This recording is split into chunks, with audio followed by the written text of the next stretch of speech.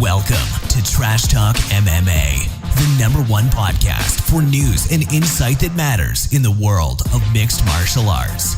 Brought to you live and unfiltered from all four corners of the globe by MMA aficionado, Antoine Peltier.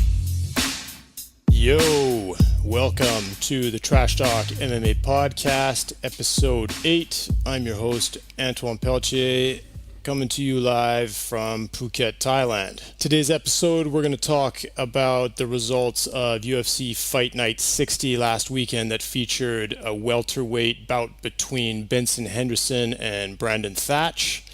And from there, we will seg into a bit of a preview for UFC Fight Night 61 coming up this Saturday, which features a heavyweight main event between Antonio Bigfoot Silva and Frank Mir. So looking back at UFC Fight Night 60 from this past weekend, in the main event, Ben Henderson won his welterweight debut against a very tough and violent Brandon Thatch by rear naked choke in the fourth round. I think this fight saved the card. I think Ben Henderson saved the card. He's not always been in my good books. I don't think he's always been in everyone's good books. And I think he made a lot of new fans and a lot of new friends with the performance that he put on. He really fought like a champ. He was patient. He was tactical. He was actually outstriking Thatch on the feet. It was impressive to see how swollen up and bruised Thatch's eyes were, and just how methodical Benson Henderson was starting in round 2 of getting Thatch to the ground, going for submissions, not being able to get it, but refusing to lose at that game, get him back down in the fourth, and land a very, very impressive rear naked choke victory. Yeah, Ben Henderson looked great. Thatch came out strong in the first. I think a lot of people are talking about how Henderson survived an onslaught. I don't think Thatch really brought an onslaught like he has in his previous UFC fights that have all of his fights before this, except for one split decision loss, had ended with him winning by stoppage in the first round. But Thatch never really poured it on to the same degree as he has in his 2 previous UFC contests. And Henderson was, he was elusive and able to really weather whatever the initial first storm was brought to him. Thatch definitely pushed the pace. He was always advancing, always being aggressive, but never really came forward with the flurries that we've seen him come with before. And it was cool to see Henderson, when he won, acknowledge the size difference, and also that he was fighting at altitude, and that even despite his legendary cardio and legendary fitness level, that he went through quite a war. So bravo to Henderson. Great to see him get that type of victory after being, which I believe he was robbed in his loss in his previous fight to Donald Cerrone. So great to see him back in the win column and get a stoppage victory in his debut at welterweight. I don't think anyone expected that. And like I said, he made a lot of new fans, and it'll be interesting to see where he goes from there. If he drops down to lightweight or if he continues at welterweight, frankly, I'd like to see him continue at welterweight. It's just a breath of fresh air. Maybe he can put on some muscle, put on a bit of size, and we'll see the types of guys he can beat at that weight class. I mean, the guy's a damn good fighter. You really can't take that away from him. He's had a lot of decision wins at lightweight that people weren't too much a fan of, but I think losing a tough decision to Cerrone like that probably lit quite the fire under him to take the fight like he did on short notice at altitude after and against a tough guy like Thatch. Really shows a big pair of balls on Henderson. So I'm a renewed fan. I haven't been a fan of Henderson since he was in the WEC, where he put on some incredible fights there. But I'm looking forward to seeing his next matchup and to see what weight class he's going to fight at and who they'll put him against. In the co-main event, Max Holloway defeated Cole Miller with a dominant unanimous decision. Holloway looked great. He was aggressive, always moving forward, throwing a lot of clean strikes, keeping switching up his attack, a lot of different varieties in the strikes he was throwing. I think he got Miller frustrated very quickly, and on top of it, when he landed that headbutt, obviously accidental, that really obviously threw Miller off. It seems like he couldn't refocus after that. There was even the claims that he hit him with a second headbutt. I think from the reviews of that or the replays of it, that there wasn't a second headbutt. He was leaning in, brushing up against. So, it's interesting to see how how psychological that game can be played, and how well Holloway played it. And he's now being rewarded with first of all, with now being a top 10 featherweight in the UFC and getting a fight against the awesome Cub Swanson. So that's going to be a heck of a fight. I think those guys kind of have similar builds and similar aggressive, varied attack styles. So I'm looking forward to seeing Holloway against Cub Swanson. It's going to be hard to bet against Cub, especially coming off that loss to Edgar, which he's going to want to put behind him. But Holloway's confident. He didn't show any fear against Cole Miller. I like Cole Miller. He's a tough dude, and he's been out for a while, and I think he needed to get back in the cage to get some of the ring rust off, and hopefully we'll see him back in there soon and get a win. In the fourth bout of the night, Neil Manny, who was on a 5-fight win streak with all those wins coming in 2015, faced Kiichi Kunimoto in a welterweight clash, and Kunimoto was also on a 7-fight win streak. Manny looked incredible, man. I thought he made great use of his length, of his reach. He was throwing very fast, crisp, straight punches. He dominated in the clinch. He got the takedowns, and ultimately ended up winning by submission. And I think he really broke Kunimoto down, and that was a classic example of, I think, a fighter just looking for a way out. I think at the start of the third, Manny had a really easy takedown to get Kunimoto down, and he worked his back a bit, and then it looked like Kunimoto just wanted out of there, didn't want any more of the fight, and pretty much let Manny choke him out. So I think Manny's a great addition to the welterweight division. He's humble, he's very fast, he's a talented guy, and he's on a great streak, a 6-fight win streak now. Interestingly enough, with the ratings that came out this week, he's still not in the top 15 of the welterweight division, but that's a tough list, man. That is a very, very, very stacked division, and even when you start getting outside of the top 10, you look at the guys that are there, they deserve to be there. I think Gunnar Nelson is 15th. That could make for a potentially interesting fight for Manny next. Or, while not within the top 15, a fight with Jordan Mean, who we saw just lose a fight that he was clearly winning in the first round against Thiago Alves. I think that could be a really, really fun fight and a great test for both of those men to see if they can break into the top 15. In any case, man, you got performance of the night, which was very well deserved. And on that note as well, Henderson and Brandon Thatch got fight of the night, and I think that was very well deserved as well. What's probably the UFC's thinnest male division, the flyweight division, and the opening bout of the main card, Ray Borg defeated Chris Kaleles by submission in the third round. Chris was a tough guy, tough Canadian fighter, but he seemed outmatched from pretty much from the start. He was on defense the entire time, and Borg just plowed into him, kept hammering away on him. And got the submission in the third round, and as well as the performance of the night. What was pretty curious is how the number 9 and number 11 ranked Zach Makovsky and Tim Elliott, also in the flyweight division, Makovsky winning that fight by unanimous decision. They weren't on the made card, so I'm not really sure what the UFC's ploy was there to put Borg versus Chris on the main card, but keep these 2 ranked fighters below. I don't know, maybe it was to give a little bit more oomph to some prelims that didn't really have any.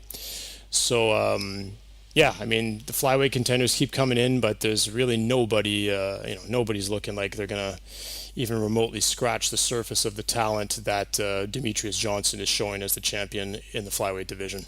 So with the notable bouts from UFC Fight Night 60 covered, I'd like to move on to a preview of UFC Fight Night 61, which features a main event between Antonio Bigfoot Silva and Frank Mir. So this card is taking place in Brazil. The UFC has been putting on a ton of fights in Brazil. It's good to see because, that's one of the meccas of MMA in the world, and they have fantastic fans, and every single time the places are sold out from the first fight to the last. It's nice to see them, the venue populated by fans from the very beginning. It really shows how supportive they are of their fighters. This event will actually be the first one that the UFC has hosted in the state of Rio Grande do Sul.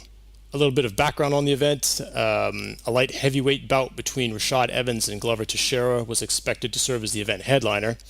However, on January 7th, Teixeira was forced out of the bout as his knee, injured in his last fight, was slow to heal, and he was unable to resume the proper training to prepare for the fight in that time frame. Evans is expected to be rebooked at a different event with possibly a new opponent, except now it's been announced by Rashad himself that he had to undergo another knee surgery, I believe, and will be out for another 6 to 7 months. So both Teixeira, both Evans out with knee issues. Wish them the best. Hopefully they recover quickly. Those injuries suck. And, both guys are really sorely missing from the light heavyweight division, which is pretty thin right now as it is too. So wish them the best and hope we get to see them back in the cage soon. So the heavyweight bout between Antonio Silva and Frank Mir that's taking place this Saturday was actually previously scheduled for UFC 184, which will now take place, I believe, a week after this event. So that fight got pulled a week forward to make sure that there was a compelling main event for this UFC Fight Night 61 in Brazil. As with the UFC Fight Night 60 card last weekend, 61 is another card very, very low on star power. Of the 24 fighters competing on the card, 6 of them don't have Wikipedia entries. But hey, we've come to expect this from these fight nights in Brazil, where the fans come out regardless and cheer. And generally the fighters put on great violent fights, so hey, it's all good. There's going to be a bunch of fighters we're not going to talk about because, again, they're just not really relevant. But I'll be tuning in and watching the card from top to bottom as, Brazilians always bring it, especially when they're at home. They always feel they have a lot to prove in front of their hometown fans. So make sure you watch the card from top to bottom, or you'll probably miss a few really exceptional barn burners. So with all due respect to all the fighters on the card, and to not sound too much like a jerk, the first 10 fights are all pretty much inconsequential in the grand scheme of things as far as rankings go and meaningful fights as far as divisions go.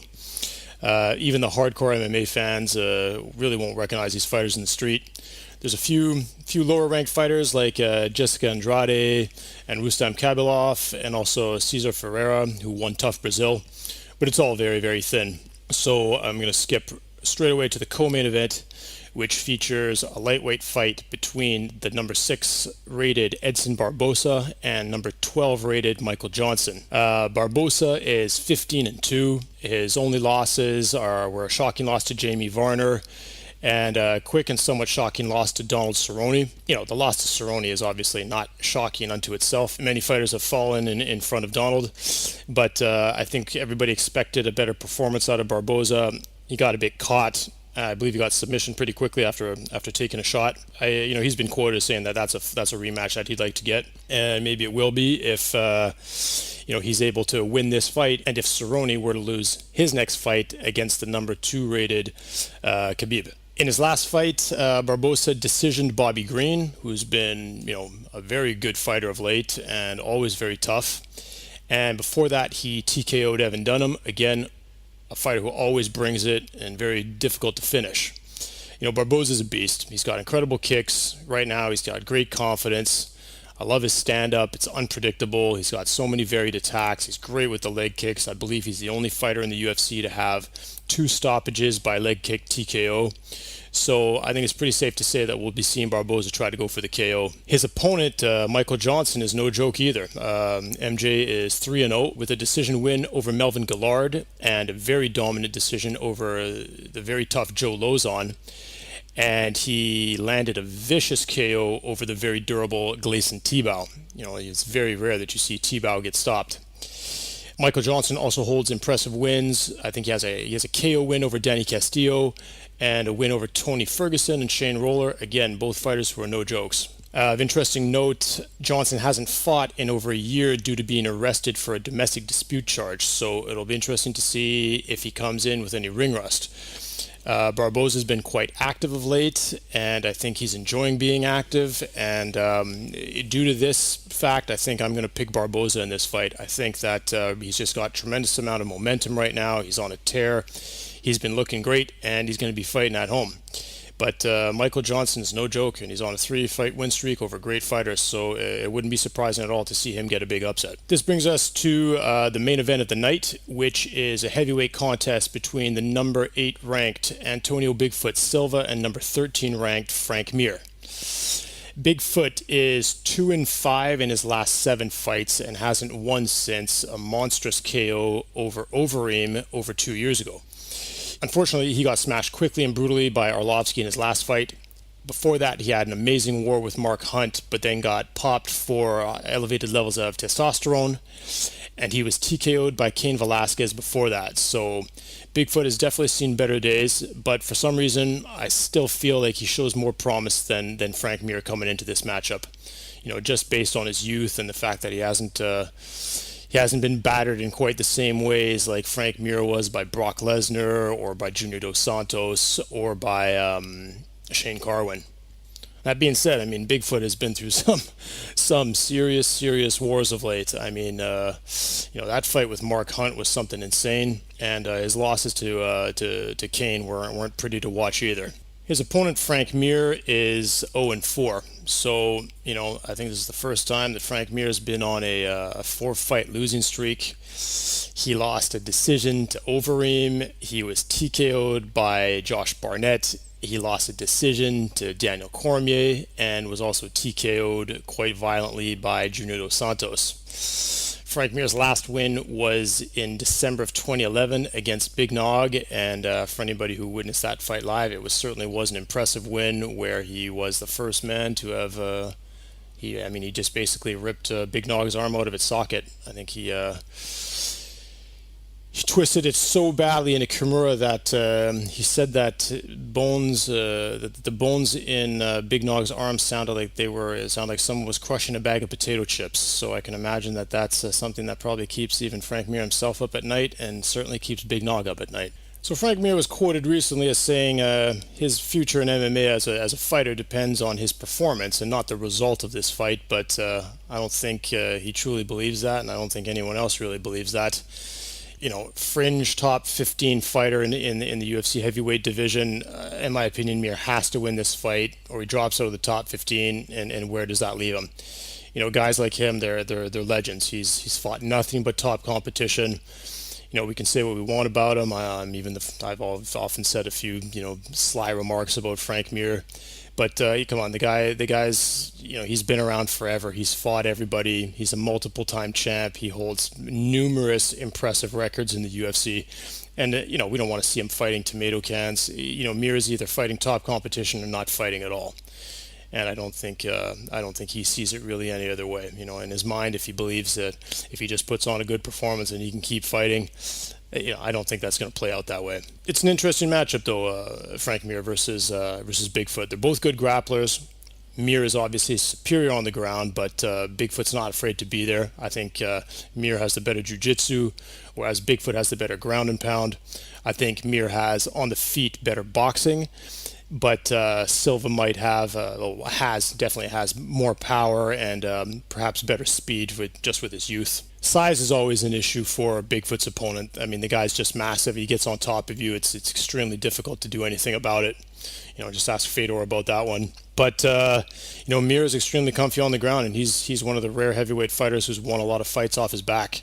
So I think even if it goes to the ground, as long as Mir can control the movement and the body of Bigfoot, that he has a chance of even submitting him down there. Ultimately, I think Mir's career is coming to an end, whereas Bigfoot still has more fights ahead of him. He's just younger, taking less beatings, been around less time, and I think Bigfoot's going to take this one, probably by ground and pound, by TKO. So if this is the last time that we see Frank Mir, God bless him, man. So many great memories from him breaking Tim Sylvia's arm, to stopping Big Nog, like I said, by both strikes and submissions, and being the first guy to do both. He put on those 2 incredible fights with Brock Lesnar. Those were legendary, part of the legendary UFC 100 card. I love how he tooled Czech Congo, who's just a fighter that I just loathe. The list goes on. I'd say definitely Frank Mir is, regardless of the outcome of this fight, a future UFC Hall of Famer, and he's always been a company man. He's always had some great trash talking skills, which is, I totally forgot to even mention that since that's the name of this site. But Frank Mir, he loves to talk smack, and sometimes he's backed it up and other times he hasn't. But I like it, man. He plays, he always believes in himself, win or lose. And he's a legend in the sport. So let's hope that Frank Mir, let's hope that he, at least if he does lose this fight, that he goes out on a great performance, and maybe he can win it and stay relevant. He's shocked us more than once in his career. He came back from an incredible motorcycle injury, and he won the belt after that again. So let's see what Frank Mir does, and we'll see how Bigfoot handles the adversity as well. So there you have it. That's my recap of UFC Fight Night 60 and my preview of UFC Fight Night 61 coming up this Saturday. Hit me up on Twitter. You can get me at Trash Talk MMA. Check out the website, trashtalkmma.com. Give me a 5-star rating if you love the podcast. That really helps me reach a lot more viewers. And I'm probably going to be off the grid for a couple days. Got to take care of a few other things, but I'll definitely be back in time for the weekend. Peace. Thanks for listening to the Trash Talk MMA podcast. Be sure to visit trashtalkmma.com. And don't forget to follow Antoine on Twitter at Trash Talk MMA. Let us know you're listening. Use #TrashTalkMMA.